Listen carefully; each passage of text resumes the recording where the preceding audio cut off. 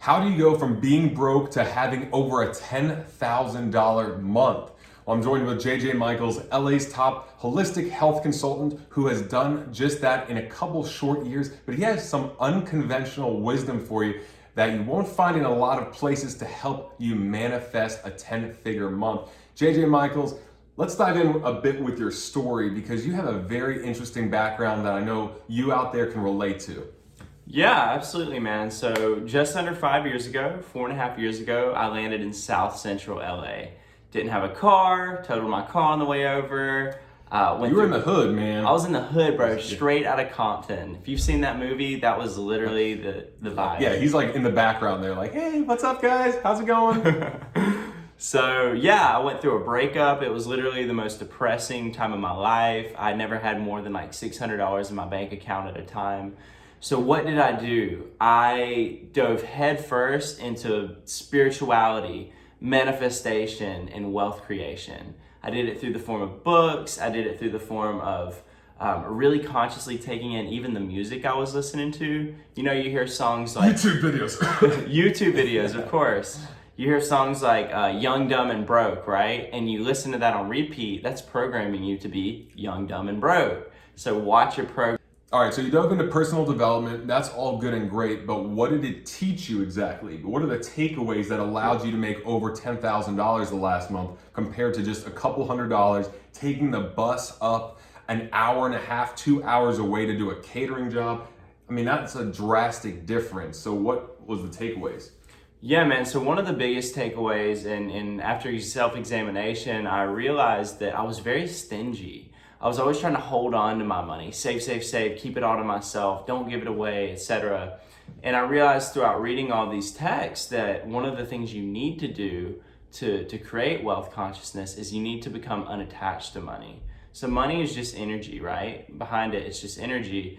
And when you're very accepting of money, it comes to you. When you're willing to let it go, it comes back to you. It's like a boomerang. Well, one quick story, because I came from that mindset of stingy, and I understand intentional. I'm very intentional with my money. I know where I want it to go, but it's also, I got a parking ticket the other day. I parked for 6 hours in a 2-hour zone, and that was $75 that I have got to pay the government. I was in the wrong. There's no way around it.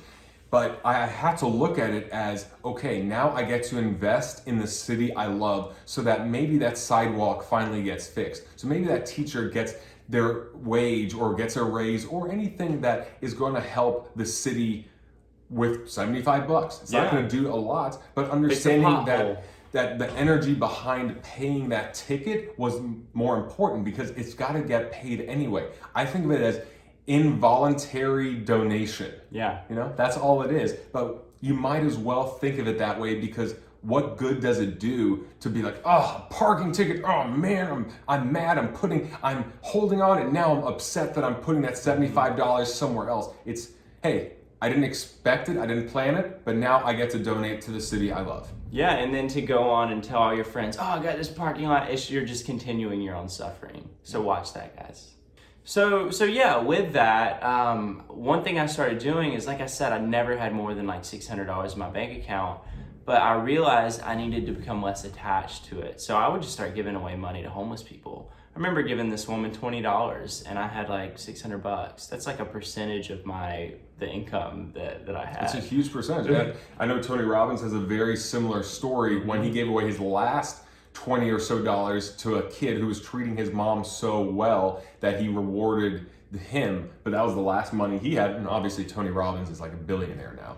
Yeah, actually I had a story very similar where this couple pulled up to me. They told me they had this emergency, they really needed money.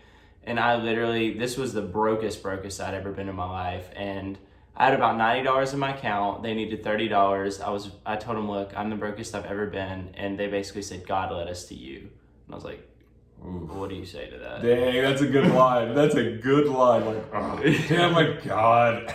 So dude, I go to the ATM, I draw out $30, I give it to them. I started crying after, and because I thought I was gonna have to be homeless. Like I had no idea how I was gonna pay rent.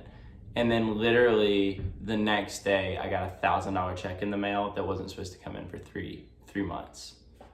That's pretty cool. It was amazing. It was like one of the craziest things I've experienced in my life. It's one of those experiences that showed me that this reality is beyond just logic.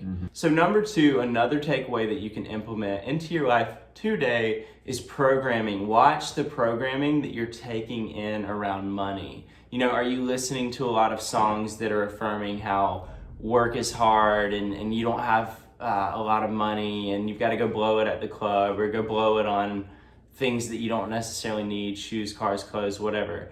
Like, you know, it sounds kind of like, what's the word? Like anal retentive or OCD. Just over the top or just like unnecessary. Yeah, but especially if right now you're trying to reprogram your consciousness around inviting wealth in your life, like really watching the programming you're taking in. Start reading books on wealth creation because ultimately wealth is a state of mind.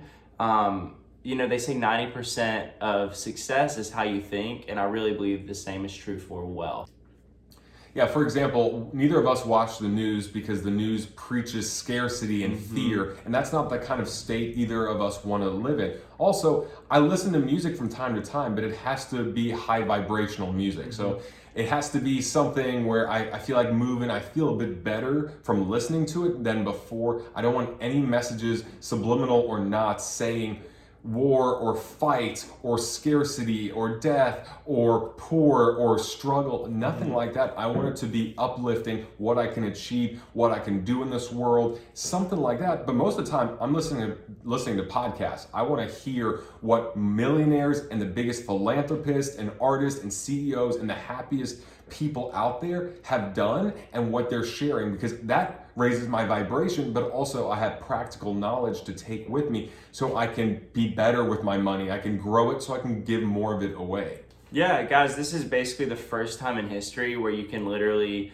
go on the internet and listen to a billionaire speak and you are tapping into their consciousness. You ever seen The Matrix where Neo goes, I know Kung Fu, and then he knows Kung Fu? Like, you can do the same thing by going onto YouTube or by investing in programs that are gonna teach you different skill sets. Yeah, there's a reason we have a whole bookcase of books back there. It's because we know that when we learn from the greatest minds to ever live, we obtain their consciousness and we can apply it in our lives so we can become the next generation of influencers, of thought leaders, of people that change the world, so that we can help others do the same thing and the path and the everything can continue. So that's number 2. What would be another unusual way that you brought a 5-figure month into your life?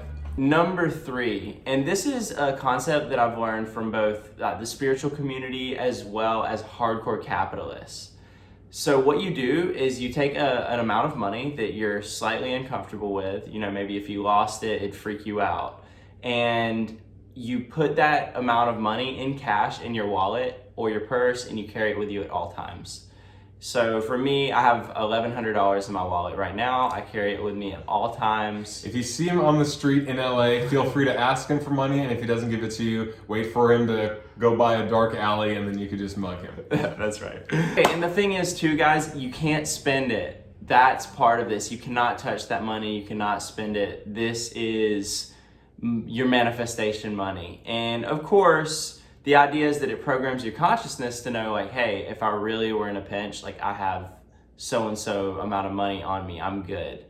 But it also, it gets you comfortable with having large amounts of money. It kind of helps you take the fear away. Mm-hmm. You start getting used to having 1,000 or 1,500 or whatever amounts in your wallet. Like, hey, this is normal. This is a normal day. This is not something spectacular. The way that someone has $70 in their wallet is like, okay, this is what I need for my purchases. Don't you want to get up to that point where you have, $1,500 in my wallet? That's normal for my day-to-day purchases. If you get up to that mindset and that frequency of living, then you're attracting those opportunities, because now that's the energy you're putting out to the universe, so it has to come back to you. All right, guys, those are the 3 unconventional tips. Thank you so much for watching. Follow this guy on Instagram and see you on the next episode. Peace.